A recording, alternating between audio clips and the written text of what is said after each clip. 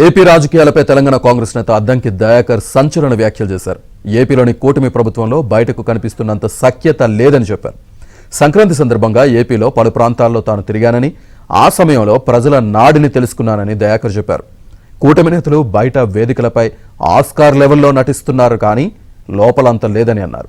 టీడీపీతో విడిపోయేందుకు కమలం ప్రయత్నాలు ప్రారంభించిందని, లోకేష్ డిప్యూటీ సీఎం అనే చర్చ మొదలుపెట్టిందే బీజేపీ అని దయాకర్ వ్యాఖ్యానించారు. ఏపీలోని కూటమి పార్టీలను బీజేపీ ఇరిటేట్ చేస్తోందన్నారు. ఇంకో పార్టీ ఉండొద్దని బీజేపీ ఆలోచనగా ఉందన్నారు. జాగ్రత్తగా ఉండాలని టీడీపీకి సూచిస్తున్నానని అన్నారు. అంతేకాదు ఏపీ బీజేపీకి పవన్ కళ్యాణ్ అధ్యక్షుడిగా అయ్యే అవకాశం ఉందని సంచలన వ్యాఖ్యలు చేసిన అద్దంకి దయాకర్తో మా ప్రతినిధి Siddharth face to face. BJP పార్టీపై, ఏపీలో కూటమి ప్రభుత్వంపై చాలా ఇంట్రెస్టింగ్ కామెంట్స్ కాంగ్రెస్ నేత అద్దంకి దయాకర్ చేశారు. ప్రస్తుతం దయాకర్ మనతో ఉన్నారు, ఆయనతో మాట్లాడుతున్నాం. సార్, ఏపీకి సంబంధించి కూటమి ప్రభుత్వంపై చాలా విమర్శలు వస్తున్నాయి, సద్విమర్శలు వస్తున్నాయి. మీ అబ్జర్వేషన్ అంటే మీరు కూడా చాలా కీలకమైన కామెంట్స్ చేశారు. ఏం జరగబోతుంది కూటమి ప్రభుత్వానికి? అంటే బీజేపీ తన రాజకీయ మిత్రులను శత్రువులుగా మార్చుకునేది ఫేజ్ 2. ఇప్పుడు తాత్కాలికంగా గతంలో జగన్తో అనుకూలంగా ఉన్నప్పటికి కూడా తనతో ఉండలేని స్థితిలో టీడీపీతో కలిసి వచ్చింది. దానికి పవన్ కళ్యాణ్ కలిసి వచ్చిన పరిస్థితుల్లో తను మొదట వ్యక్తికి అనుకూలంగా ఉండడానికి తను వచ్చి జాయిన్ అవుతుంది.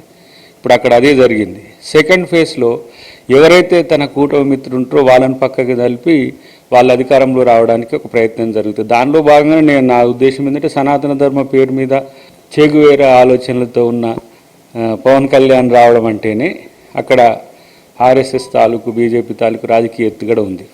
ఇప్పుడు రీసెంట్గా ఏం చేసిండ్రు, మళ్ళీ పవన్ కళ్యాణ్కి ఎక్కువ ప్రాధాన్యతను పెంచడం వెనుక కారణం ఏంటంటే వచ్చే ఎన్నికలకే వాళ్ళు తొందరపడుతున్నారు అనేది మనకు అర్థమవుతున్నది. కానీ ఇక్కడ ఇమ్మీడియట్గా మళ్ళీ లోకేష్ని డిప్యూటీ సీఎం చేయాలనే చర్చ తెర మీదకి తెచ్చిండ్రు. అంటే ఇదంతా కూడా కూటమిలో పైకేమో కొంత అనుకూలత కనిపిస్తున్నా లోపలికి లుకలుకలు కనబడుతున్నాయి ఈ రూపంలో.